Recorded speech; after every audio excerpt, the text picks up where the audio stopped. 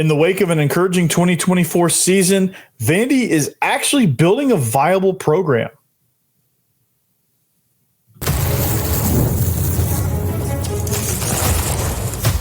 You are Locked On Vandy, your daily podcast on the Vanderbilt Commodores, part of the Locked On Podcast Network, your team every day. Hey, what's going on, everybody? Welcome to the Locked On Vandy podcast on the Locked On Podcast Network. I'm your host, Corey Burton. Thanks for making Locked On Vandy your first listen each and every day. We're free and available wherever you get your podcasts and on YouTube as a part of the Locked On Podcast Network, your team every day. This episode is brought to you by FanDuel. From big upsets to game-winning drives, the NFL playoffs are better with FanDuel. New customers can bet $5 and get $200 in bonus bets guaranteed, win or lose. So visit FanDuel.com to get started. So in this episode, as we get you ready for the weekend, of course, we're going to discuss Vandy hosting Tennessee at Memorial. That's going to be an interesting game. Vandy has a chance to really kind of prove something against arguably one of the best teams in the country, who was ranked number one at some point this season before they got shellacked by Florida. But Vandy's got a lot to work on there, so we'll talk about that. Recruiting 2026 class, a little behind, but seems like offensive line is a priority, so we'll talk a little bit about that. But, getting into football a little bit, what's next for this program? Like, not just this year, the immediate future, but, like, what's next, right? Because I'm not sure that – I know it's probably assumed that they've been thinking about this, but I'm not really sure that Vandy's really ever thought about this. It just almost seems like they've kind of gone year to year. And with this transfer portal stuff, it just seems like they have. And I think some of that's shifted as well. And I'm curious to kind of know, all right, well, if you follow the moves, if you follow what's happening – you can kind of get a trend on where Vandy is thinking, what their mindset is, right? And this is an interesting topic. This is an interesting question, right? First of all, shout out to Vandy for having the fewest turnovers. 7 turnovers lost. 7. That's incredible. That's I think that's the second fewest ever. I think Oregon State had fewer in 2019. But that's pretty impressive, right? You go through season you go through 12 games, only turning it over 7 times. That's pretty impressive. That's really, really good. And again, that led to them. They didn't give the game away. Let's just put it that way. Okay. So that's a really good stat. So shout out to that before I really kind of get into anything else. But here's the question. Okay. So what's next for this program? And you guys can feel free to follow along in the comments, things like that. What's next? Okay, what is going on with this program? Okay, because you have all these moves, right? And you follow kind of the lead. And Vandy is acting differently right now. Clark Lee is acting different. Like, I think there's finally some belief within the program. And I think that's been missing for a while. You can tell it's been missing for a while. You can tell they hadn't been playing that way for a long time. And then just all of a sudden, a few things change and you get all of this confidence, right? You get all of this belief and you start building your team to win now. They're getting guys that are going to help gear them up to try to make a run now, right? They're trying to build a viable program. They're getting systems in place. And it's not an overnight thing. Let's not get that twisted. It's not an overnight thing. But they're getting systems in place that they've never really had. They tried to get those systems in place with James Franklin. It seemed like they almost got them implemented, and then he bolted for Penn State. That kind of threw things into a tizzy. And they never really got back to those things that those formulas, those systems that helped them win when James Franklin was here, right? But now it seems like because Clark Lee, I think some people brought up the fact that he might go to Notre Dame. I don't think he's going to Notre Dame. He's a Vandy alum, and as long as Candace Story Lee, as long as as long as she keeps him around, he's going to stay around. And I don't think anyone would offer him $10 million. I think he's kind of beneath what Notre Dame is looking for. And that's not a shot at Clark Lee. It just is what it is. They're looking for a splash, a big name, and I don't think hiring Vandy's coach is necessarily the splash that they're looking for, although I think Clark Lee is good. And he's going to be around for the long haul, right? So I don't think he's going to bolt. So if these systems prove, this is why this year is a pivotal year. If these systems have a chance to prove that they're sustainable, that they're viable, right? So what systems I'm talking about, okay? Recruiting, I think they're starting to kind of figure out how to balance like this class. Like I think they were trying to figure out, recruiting has been tough because you come off an abysmal 2-10 season in 23, and everyone knows you're on the hot seat. Everyone knows that you almost got fired, should have probably gotten fired. And people are unsure, and people are wondering, okay, what is the seat like?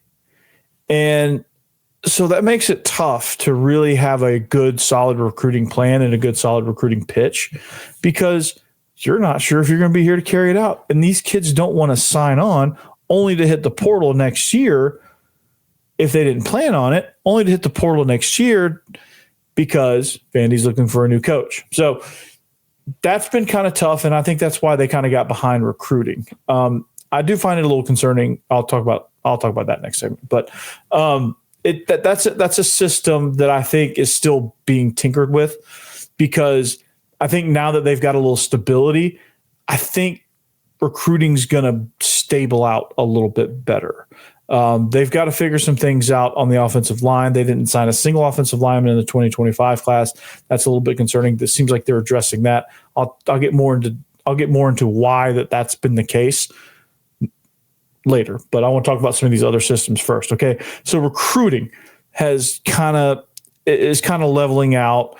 They're starting to kind of get that system tightened up a little bit. So that's one of the ones that is still in progress a little bit because they're still putting together some things. But one of the systems that I really like now, okay, is they overhauled strength and conditioning. They overhauled training. It's more training than it is strength and conditioning now at this point because you're training everything. You're not just building strength. You're not just building endurance. You're building speed. You're building agility. You're building mental health. You're building nutrition. It's a full-scale training program. And and a lot of the mental training is competitive toughness, dealing with adversity, dealing with balancing a rigorous course load and playing football in the SEC.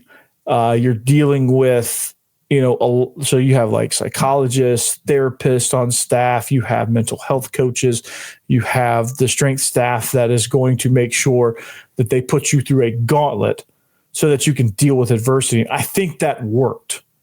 I think that's a great system because Vandy, albeit success is not necessarily driven by wins or losses, I think they handled adversity great this year, right? They did not once fold at all, right? The Georgia State game, I think, was just a humbling experience. I don't think that was necessarily like dealing with adversity. I just think that was they were humbled. They were feeling a little too good about themselves, and they were humbled because they're still kids at the end of the day. So they were humbled. But I think overall the mindset's been great. And I think the competitive toughness has been great. I think dealing with adversity has been great. I think the injuries have been less. Football's a violent sport, so you're going to always have injuries. But I think the injury prevention part of the training has been a lot better. I think this team has been able to hang longer in games, finishing out games that they don't normally finish out. Like the Kentucky game was grueling, but they finished it out. The Auburn game was a grueling battle, but they finished it out.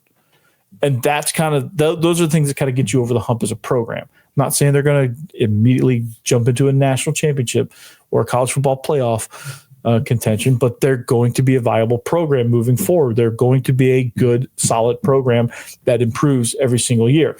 So the training program is the biggest piece, because that is the foundational piece that you have for your players.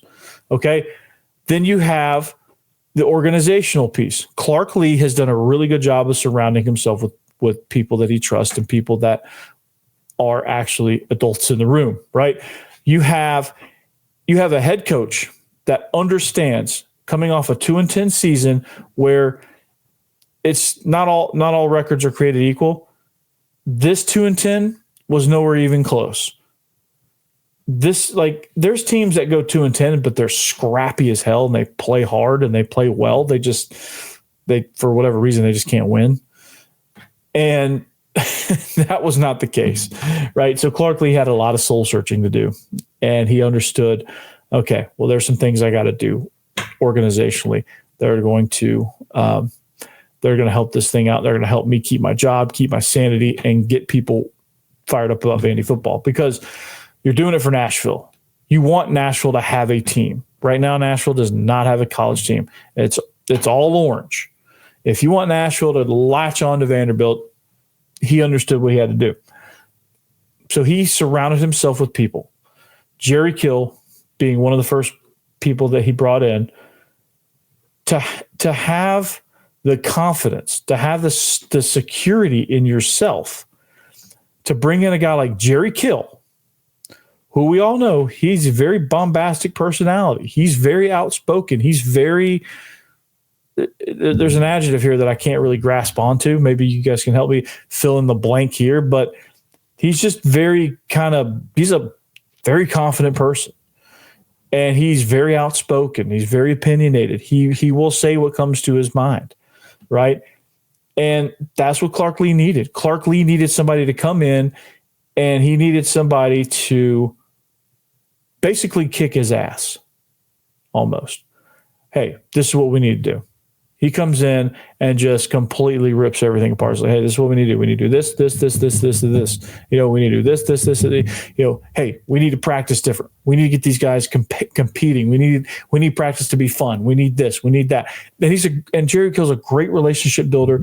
He's a great mentoring piece for Clark Lee, a great sounding board, and he's somebody that can help Clark Lee coach the coaches, right? He can help Clark Lee balance being a head coach and a defense coordinator. He can take some of the responsibilities off his plate. He's been a great piece to this organization, right? Helping keep things in line. He understood that, hey, we need to bolster our scouting department, or our recruiting department, really, but it's really kind of like NFL scouting, where you have you have a big staff that handles portal and high school. He understood he needed to build that. So he did. Harding Harper. And then I think they hired some other guys too. But they built that staff. They understood they needed a marketing presence, right? How are you going to attract recruits? How are you going to attract portal guys if you don't market your program? Guess whose social media presence increased this year? Vandy. Way more posts coming out from the social media team. It's been incredible. But we're going to talk about how all of that ties in next. Hey, this message is brought to you by Prizepicks, the place to get real money sports action. With over 10 million members and billions in winnings, Prizepicks has changed the game in daily fantasy sports. Whether it's the playoffs, or the regular season, Prizepicks has made it even easier than ever to win big while enjoying all the football action. Now it's playoff time, and there's no better way to get in on the action with Prizepicks. Here's how it works. You simply pick more or less on at least two players. And if your picks hit, you could win up to 1,000 times your cash. Yes, that's right. 1,000 times your money just by making a few simple picks. For me, I'm all about the hot takes this season. This week on Prizepicks, I'm looking at Lamar Jackson for more than 250 passing yards and Travis Kelce for more than 70 receiving yards. It's fun to predict and easy to play. Plus, with Prizepicks Flex Play, you can still double your money even if one of your picks doesn't hit. And with the app, you get your winnings fast, sometimes in as little as 15 minutes. I got so excited about that, I couldn't even read it. So are you ready to run your game this football season? Well, download the app today. Use code LOCKEDONCollege to get $50 instantly after you play your first $5 lineup. That's right, $50 just for playing. Don't wait. Take your game to the next level with Prizepicks. Prizepicks, run your game. Also, the Joint Chiropractic. If you need some help getting right, getting aligned, go get cracked, man. 900 locations nationwide. They have great packages. Great. They do great individualized custom plans for you. It's amazing. So make sure you go take care of that. Take care of your needs. 900 locations. I go to the one in Bellevue. It's amazing. Don't delay it any longer. It's the new year. New year, new you, right? It's time to get it done. The Joint. Visit. All right. Thanks for making Locked On Vandy your first listen each and every day. Welcome back. It's the Locked On Vandy podcast. If you need a second listen, Locked On SEC is the place to go. Chris Gordy's a phenomenal job. The Squad Show, this week's Squad Show is up now. Ooh, it's an interesting one. I was dying the whole time. I loved it. It was a lot of fun. That's kind of how our Squad Shows are. So you should check it out. Anyway, so talking about building programs, talking about what's next, right? Vandy's building a viable program. And, you talk about systems in place, right? And you talk about kind of what's happening, the writing on the wall. Like, you can tell when things are kind of a flash in the pan because the systems are, you just kind of win because you get a good player and like not really much changed. And like, you can see old problems seeping through, but they're masked by, having a lot of talent. I just don't feel like that's the case for this Vandy team because I think too much went right. I think, when you look at their training program, it worked, right? The recruiting staff. Now they've had a lot of things to catch up on, but I think beefing up that staff has been really good. Clark Lee has surrounded himself with guys like Jerry Kill, and some of the staff he brought in from New Mexico State, Chris Klinakis, who we'll get into in just a little bit, coming in on the offensive line. He's mentoring a younger guy to take over as offensive line coach. But you've got some things in place now that you can be viable, right? You've got a administration that's dead set on you being able to utilize NIL. And you're doing that through your collective Anchor Impact. And so you're getting in on the NIL game and willing to spend a little bit of money. And I think that's going to pay huge dividends. So I think this team, this is going to be a program that you look in and year out. And it's not going to just be, oh boy, I hope we win 3 games this year. Vandy's, okay, we can look at, no more of, look at this schedule. I hope we can beat Georgia State and Utah State and Charleston Southern and compete with Kentucky, right? No more of that. Like, you look at the schedule and you're like, okay, I don't see any reason why we should lose any of those games. Like, you could justify Vandy winning any of those games. You really can. And that's hadn't been said in a long time. And that's rarely said in general about Vanderbilt. So this is where they're at. And this was a Vandy, like, going back to this is a Vandy sports or a Vandy football post, right? They're making posts like this. They're making graphics of this quality a lot. They're making a lot of great video clips. The behind the scenes stuff is really good. Clark Lee's he doesn't have any hair to let down, but figuratively, he's let his hair down. So, I think the social media presence is also, this generation is all about that, man. Like, if you have a good social media presence, if it looks like it's a great place, chances are it probably is. And people are drawn to that, right? Like, you see these clips, you see these commercials, you see these things on social media, and you're like, I want to work there. That place looks awesome. Or, I want to, like, or if you're, just imagine being like an 18-year-old kid and you're like, and you see, some of this stuff and you're like, oh, okay, I want to go there. Right. And if there's any players listening to this, like, back me up on this. Like, having a good social media presence is vital in this day and age. You have to have it. So I just think they're building a viable program. Now, jumping back into recruiting, because I think that's one of the systems that is still kind of figuring itself out, and I think it's stabilizing a little bit. But offensive line, now I'm concerned, because Chris Klenakis, he's the primary offensive line coach, but he's not really recruiting. He's got his assistant sending out offers, and I don't know what that means, if there's going to be a world where he steps back into like an advisory role and the young guy steps in. Like, I could see an avenue with that happening, right? I can see Dylan,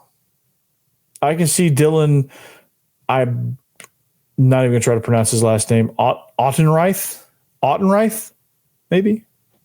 Probably butchered that. But, I could see a world where Ottenreith, after this season, becomes the primary offensive line coach, because he's making all the offers. He's making all the effort. Klenakis is not really going out on the road. It's a weird situation, but it just seemed like offensive line was kind of neglected in that, because I think there was some, like, they weren't on the same page there, right? And that's something that needed to be fixed. And I think it's being fixed, because they're starting to offer some dudes on the offensive line. And they have a legitimate shot at some of these guys. Like Johnny Jones out of Tampa. He's from Berkeley Prep in Tampa. He's 6'7", 305, class of 26. Whew. You watch his tape. Holy cow. It's amazing.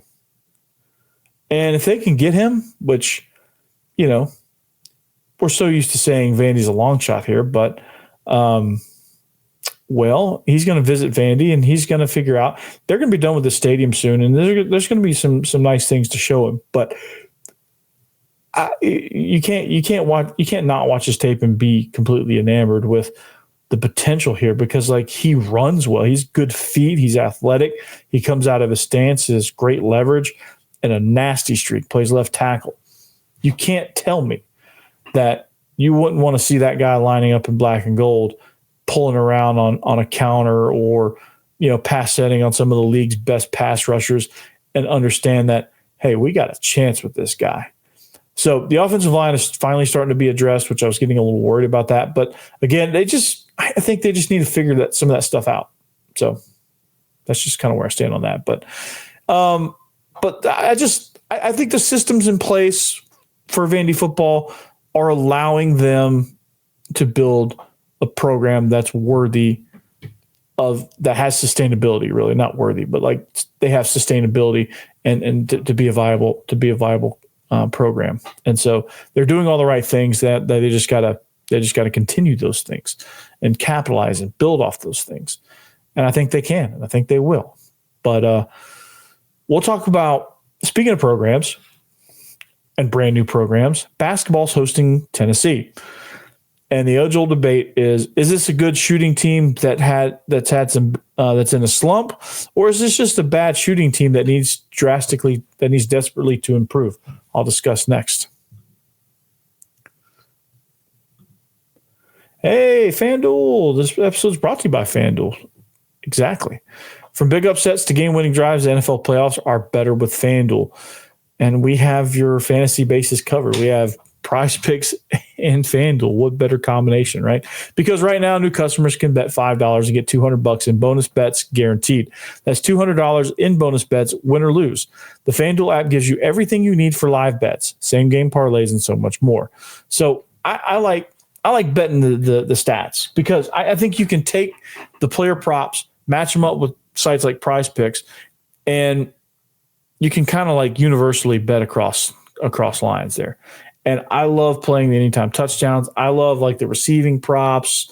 Like, hey, I think Travis Kelce's going to have, I think he's going to go over on 4.5 receptions, right? Like, I think those numbers are great. Those are my favorite bets. So what you need to do, just like I did several weeks ago, visit FanDuel.com to join today and get started with $200 in bonus bets. That's FanDuel.com. Make this playoff season unforgettable with FanDuel, an official sportsbook partner of the NFL.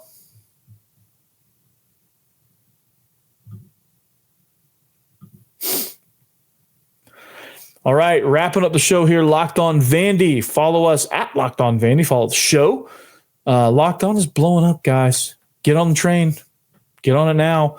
It's coming down the tracks. So talk about football being a viable program. I think they have a chance. They're right there on the cusp. Right there. They're right there. So they got some good systems in place, and I think they're on the verge. But when you talk about basketball now, Vandy's on the verge of they're close to being a really good team. They're just not quite there yet. And they host and it gets really difficult now. They host Tennessee in Memorial. Now, when you look at it from a surface, Tennessee is loaded and they're extremely hot. They beat the crap out of Georgia midweek. And so when you evaluate this game, at first glance, blowout. Everyone's thinking it. Vandy's going to get blown out. That's what everybody's thinking. But what they don't know is, like, and I hope I'm not wrong here, but you can never really, this team never really is down and out, right? They play with such tenacity and such grit that they're never really down and out. Like, they should have been blown out by Missouri. They go down 14-2 to start the game. Here we go. They're in it. This team is resilient, right? So, and these two teams hate each other. So the rivalry factor, the it being in Memorial Gym, I think gives Vandy a shot. Okay, gives them a shot. But in the end, I think Tennessee's too strong. Tennessee has some amazing players, and their whole team is just good, And so you look at what you look at kind of what Tennessee brings to the table. Ooh, man, it is, Akpara is a handful. Lanier is just somebody that's really just kind of, he's really just kind of pouring it on. And I'm hopeful that Vandy can find some things shooting. I think what Vandy has going for them, what Mark Byington has going for them, is that Tennessee can be streaky. They can get on these cold streaks, right? They started off the Georgia game shooting 27% from the field. They ended up shooting 57% from the field. So guess what? They improved. They went from cold to hot. Maybe they'll go hot to cold. Maybe they'll stay cold. I don't know. But Memorial Gym has been known to do some strange voodoo and do some weird things to visiting teams. So for that reason only, I'm saying Vandy's this is going to be a tight one. Okay. Not saying Vandy's going to not pounding the table and saying Vandy's going to win. Vandy's going to win. Vandy's going to win. I'm saying is this: watch out. Don't let Vandy stick around. If you're going to beat them. If I'm Tennessee, I've got to come out and put Vandy away early and keep them there, right? Because they don't like teams. Sometimes teams will get you down, and then they'll kind of ease up, let you off the mat, and they end up losing. That's how basketball is, right? It's a game of runs, and if you let your opponent off the canvas, they're going to get you.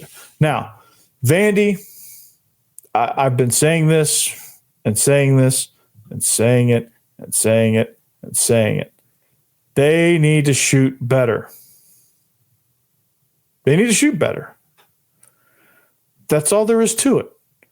They need to figure out a way to shoot better from the field. They need to find a way to shoot better from three-point land. 19% ain't going to cut it. And they have some guys that can shoot okay. I don't want to say, I can't say that anyone's like a sharpshooter or like an elite shooter. These guys are scorers. They're scorers that can shoot, not shooters that can score. Shooters that can score are guys that will catch an open pass and drain a three. Scorers that can shoot are guys that they don't really want to shoot. They want to get to the rim. And so, again, the question is Vandy a bad shooting team that's desperately ready to improve, or are they good and they're just on a slump? I feel like they've been a slump all season, shooting wise. They've won on grit. They've won on turnovers. They've won on other teams' mistakes. Well, if a team plays clean like Mississippi State did, they got no shot. All right. Even though the score was close, they really had no shot against Mississippi State. So here's the keys: shoot, defend, turn them over, and hope that they're cold. Put pressure on them. Play Vandy basketball. They were number one at one point. You have nothing to lose. Just go out there and play your style of basketball and play it even better. Find some shots, hit those shots. Take care of the ball, turn them over, that's been Vandy's MO. They've been taking care of the ball. They just can't put it through the hoop. They're not really turning it over. They just can't put it through the hoop and they can't rebound it. So they've got to find ways to do that against Tennessee, or this one could get ugly. Right? There's not a whole lot of analysis here. Tennessee's roster is just loaded, and there's a lot of things to stop. And Vandy's got to shoot better. That's the analysis. I know that seems superficial, surface level. Well, no kidding. Vandy's got to shoot better. Okay. Yeah, that's the truth, man. 19% ain't going to cut it from three-point land. You got to hit open shots. This league's too good. Too good. Get the ball in the Hogarth's hand. Hopefully Edwards is a little bit healthy. Take the training wheels off Tyler Tanner. Let him rip. That dude's going to be good. I'm excited about him. So it's going to be an interesting game. If you're going, be careful. It's supposed to rain, which kind of sucked, but it's a basketball game. It's indoors, so it doesn't really affect you. But anyway, enjoy the game. Enjoy your weekend. We'll see you back here next week on the Locked On Vandy podcast on the Locked On Podcast Network.